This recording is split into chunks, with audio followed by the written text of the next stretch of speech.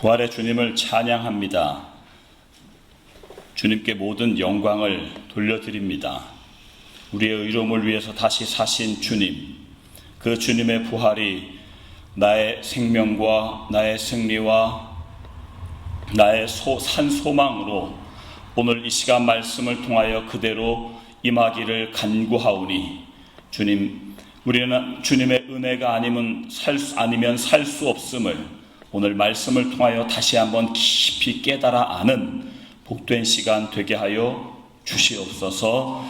부족한 종은 십자가 뒤로 온전히 감추시고 주님 증거되는 귀하고 복된 시간 되게 하옵소서. 감사드리며 예수님의 이름으로 기도 올리옵나이다. 아멘.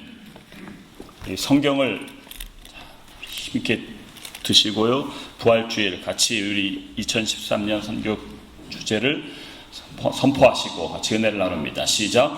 주님의 제자, 세상의 빛. 좋습니다. 할렐루야.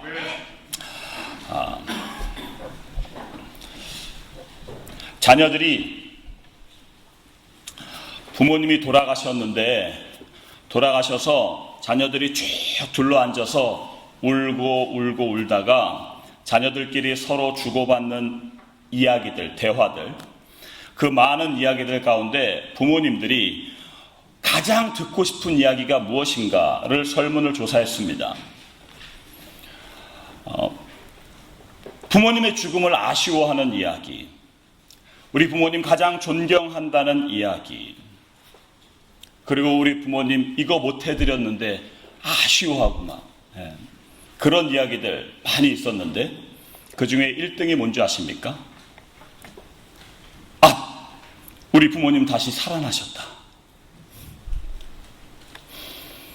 무슨 소리인지 모르시는 겁니까? 부모님 돌아가신 그 앞에서 자녀들이 부모님 다시 살아나셨다, 이 소리가 부모님들이 돌아가시면 가장 듣고 싶은 이야기 1위랍니다. 네, 오늘 부활주의를 맞이해서 부활의 기쁨과 감격, 오늘 설교 제목처럼 부활의 은혜가 우리 사랑하는 선교 가족 모두에게 풍성히 임하게 되기를 주님의 이름으로 축복합니다. 오늘 바울 사도는 본문 로마서 4장에서 아브라함의 믿음을 기록하고 있지요. 그런데 그 아브라함의 믿음을 기록하는 중에 아브라함이 하나님의 약속을 의심하지 않고요, 믿음으로 견고해져서 하나님께 영광을 돌렸다, 그렇게 이야기합니다. 그렇게 이야기하면서 그것이 하나님 앞에 의롭게 여겨졌다, 이렇게 기록하고요. 이렇게 의로 여겨지는 것은 아브라함만을 위함이 아니라 오늘 지금 저와 여러분, 아브라함이 어떻게 특별나서 믿음의 조상이 되고 하나님 앞에 의롭다 여김을 받은 것이 아니라 누구든지 아브라함처럼 그렇게 하면 그것이 하나님 앞에 믿음으로 의로 여겨진다라고 하는 그러한 말씀입니다. 그래서 로마서 4장의 말씀을 기록하면서 맨 마지막에 오늘 본문 말씀, 같이 봉독하신 말씀인데, 그 말씀을 통하여서 부활의 은혜, 세 가지로 정리해서 은혜를 나눌 텐데, 그 부활의 이 세 가지 귀한 은혜가 말씀을 통해서 우리 선교 가족 모두에게 임하게 되기를 간절히 바랍니다. 세 가지. 첫 번째 같이 함께 따라 하시겠습니다. 승리의 은혜. 오늘 25절 말씀에 보니까 바울은 서로 반대되는 두 가지 의미를 대조시켜서 그 내용 자체를 강조합니다. 우리가 읽었지만 범죄함이라고 하는 말과 그리고 의롭다함이라고 하는 그 말, 서로 대조적이거든요. 그리고 또 하나, 내어줌이 되었다라고 하는 그러한 말과 또 살아나셨다라고 하는 말, 내어줌이라고 하는 것은 죽었다는 말이거든요. 그러니까 범죄함과 의롭다함, 죽음과 부활, 살아나심, 이렇게 완전 대조적인 그러한 표현을 써서 그 내용을 강조하고 있습니다. 여러분, 악한 마귀, 진리의 대적자는요, 유다에게 악한 생각을, 요한복음 13장 2절, 악한 생각을 넣었지요. 유다가 그 생각을 그냥 이렇게 뿌리치지 않고 대적하지 않고 그 생각을 탁 품으니까 요한복음 13장 27절에는 그 악한 마귀 대적자가 유다의 속에 들어갔다고 성경은 기록해요. 그래서 예수님을 은 30에 팔아 넘기지요. 바리새인과 대제사장을 비롯해서 또한 왜곡된 메시아관을 가지고 있던 그러한 군중들, 호산나 호산나 내 메시아입니다 라고 외쳤던 그 많은 군중들, 그 호산나는 예수님을 정치적인 메시아, 경제적인 메시아, 군사적인 메시아로 호산나 외쳤던 그러한 군중들을 악한 대적자가 선동을 해서 결국 예수님을 십자가에 못 박게 되지요.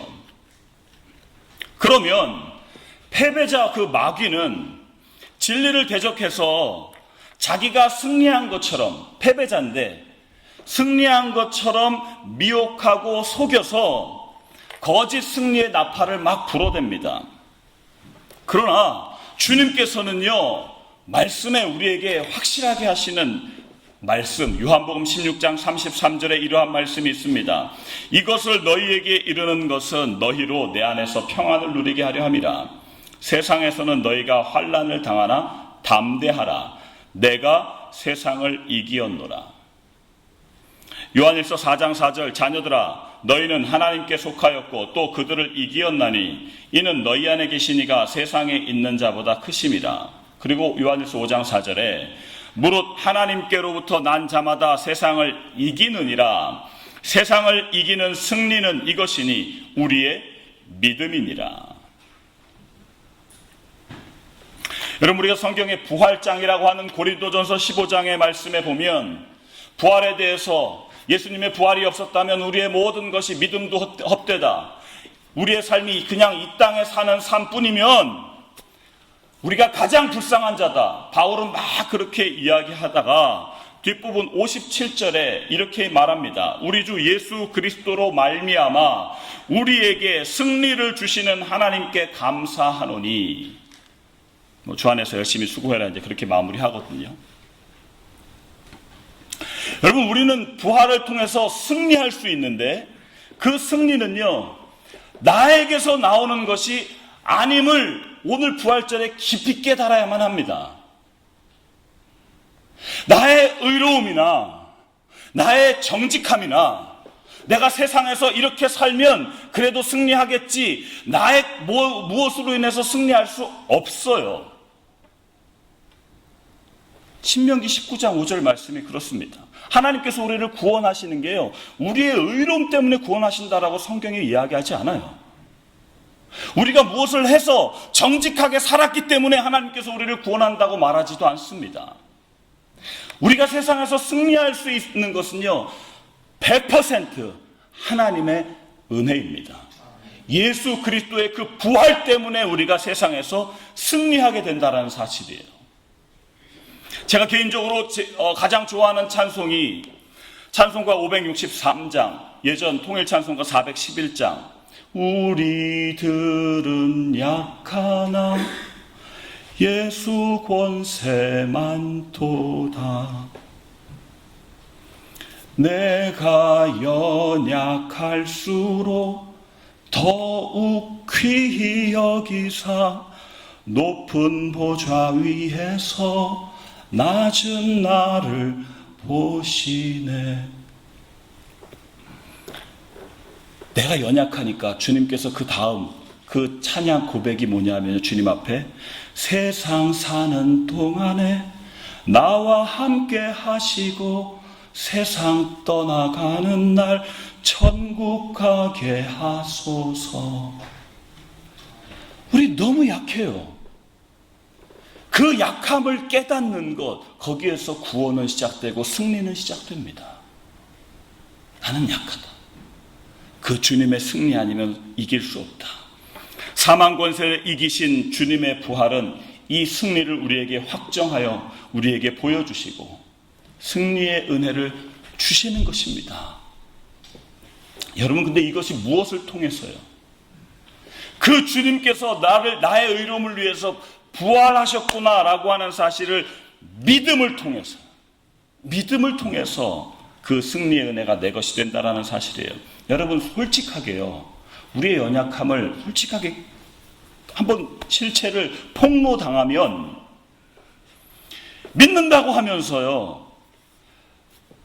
저는 아직 그런 사람을 못 만나본 게 너무 당연한 거기 때문에 못 만나본 건데 밤에 공동묘지 혼자 못 갑니다. 문지방에 못 올라가는 사람 되게 많아요. 예수 믿는데. 모서리에 앉으면 복 없다고 막 복이 달아날까봐 딱 모서리에 앉았다 이렇게 막 피하는 사람 제가 많이 봤고요. 누가 빨간색으로 내 이름을 쓰면요 은근히 기분 나쁘하고 막 색깔만 바꿔주고 나는 감정 있냐고 그러고 막 그래요. 왜 그래요? 왜요? 혹시 이 자리에 계신 분 중에 아유 저는 안 그래요 라고 그렇게 하실지 모르지만 어쩌다가 음식점 가서 중국 사람들이 주는 그 포춘 쿠키 팍 꺾어가지고 그냥 과자만 드시면 되는데 그 내용이 궁금해요. 그래서 봐요. 그러면 그 내용이 왜 이렇게 신경 쓰이는지.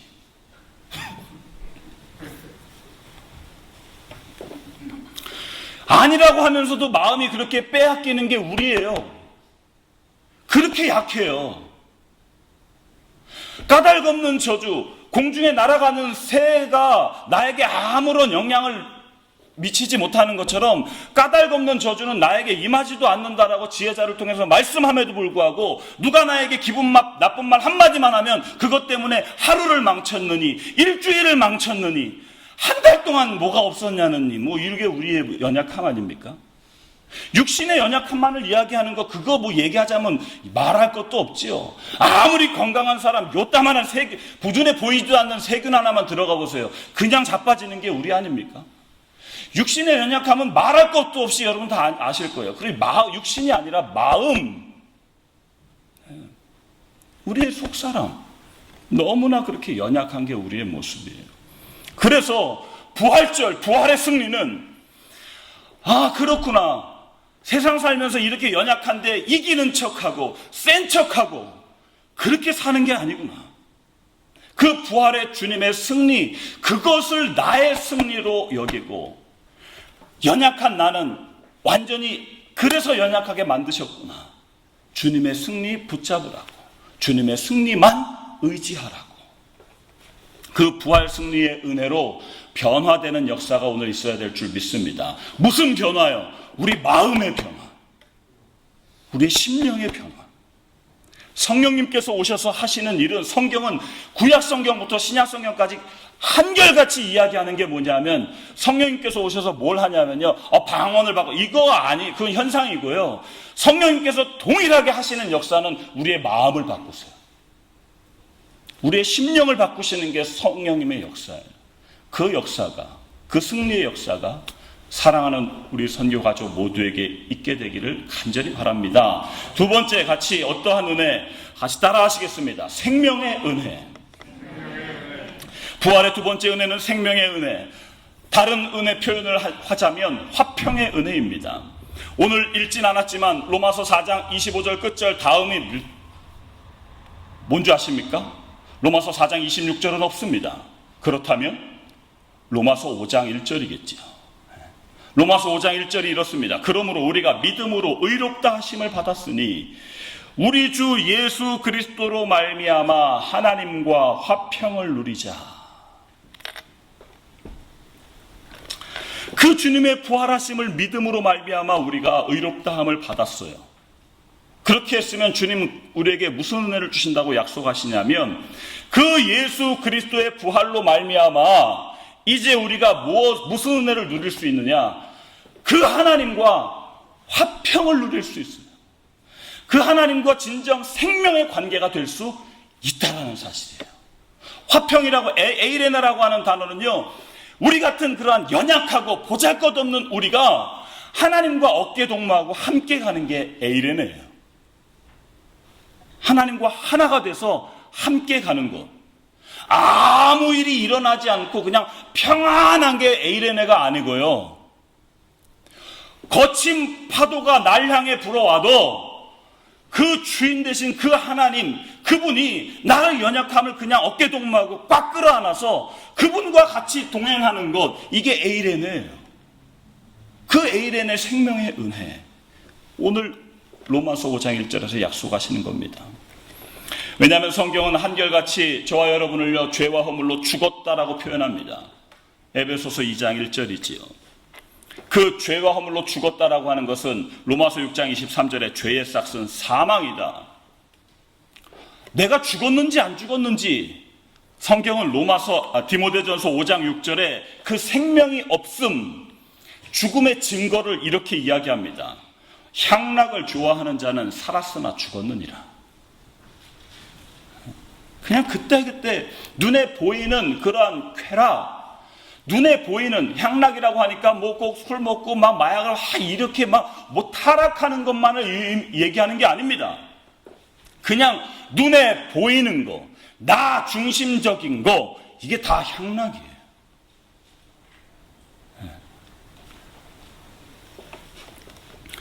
그 향락은요, 그 화평은 거짓 화평입니다. 케이체프 노이드라고 하는 그러한 심리학자가 사람에게 6가지 감옥이 있다. 이 감옥으로부터 탈옥하기 전엔 아무도 평안할 수 없다. 이렇게 이야기하면서 6가지 감옥을 이렇게 이야기했습니다. 첫 번째 감옥이 자기만 예쁘다고 생각하는 자기 도취의 감옥, 공주병 감옥. 자기만 잘난 것 같고 자기만 예쁜 것 같은 거예요. 다른 사람은 소중해 보이지 않는 자기 도취의 감옥, 첫 번째 감옥이고요. 둘째 감옥이 다른 사람의 나쁜 점만 자꾸 생각하게 되는 비판의 감옥. 여러분, 이런 감옥에 갇힌 사람 되게 많지 않습니까? 다른 사람 아니라 나부터요. 장점을 보지 못합니다. 단점만 끄집어냅니다. 심지어 자기 가족들도 나쁜 것 지적하고 그거 생각하고 그거 묵상하면서 괴로워하지요. 비판의 감옥에 갇혀 있는 거지요. 세 번째, 항상 세상을 암담하게 보고 만사를 절망적이게만 보는 사람, 절망의 감옥에 갇혀 있습니다. 네 번째, 옛날이 좋았는데, 옛날은 황금시대, 지금은 항상 이렇게 하는 과거 지향적인 감옥, 새로운 것을 보지도 못하게 합니다. 다섯째는 다른 사람의 것만 무조건 좋게 보는 선망의 감옥에, 자기 것은 다 안 좋고 남의 떡이 커 보이는 그러한 감옥에 갇힌 사람이 있습니다. 마지막 여섯째는 다른 사람이 잘 되는 거 절대 그냥 보지 못합니다. 시기, 증오, 질투, 그러한 감옥에 갇혀 있는 것. 근데 여기에 한 가지 더 하자면요, 우리 사람은 죄의 결과로 주어지는 죽음, 사람들이 가장 두려워하는 것이 죽음이라고, 1등이에요. 죽음이. 그 두려움 때문에 평안함도 없고요, 항상 뭔가 두려운 거예요. 죽음의 감옥이지요. 그런데 주님의 부활의 은혜는요, 이 죽음의 불안과 공포를 깨뜨리고 이기는 놀라운 신비가 있습니다. 이것이 바로 부활, 생명의 은혜, 화평의 은혜라고 하는 사실입니다. 여러분, 실제로 그러한 두려움이 없는 사람이 누굽니까? 우리 다 그런 두려움이 있잖아요. 그러기에 예수 그리스도의 그 부활로 인해서 주어지는 그 생명의 은혜, 화평의 은혜, 그 은혜를 내가 받으면서 사는 것이 우리의 신앙생활이라고 하는 사실입니다. 중요한 것은 내가 개발하고 내가 훈련해서 만드는 화평, 미끄럼을 타는 듯한 그러한 잠깐 있는 그러한 화평 아닙니다. 예수 그리스도로 말미암은 화평이 아니라 내 의로운 행위로 인해서 사람들로부터 얻어지는 칭찬이나 인정, 그리고 사람들과 좋은 관계를 맺어가지고 얻는 그러한 화평은 생명의 은혜, 하나님께서 우리에게 주시는 그 화평의 은혜랑은 무관합니다. 우리는 예수 그리스도가 십자가에 죽을 수밖에 없을 정도로 절망적인 죄덩어리임을 깨닫고 알아야만 합니다.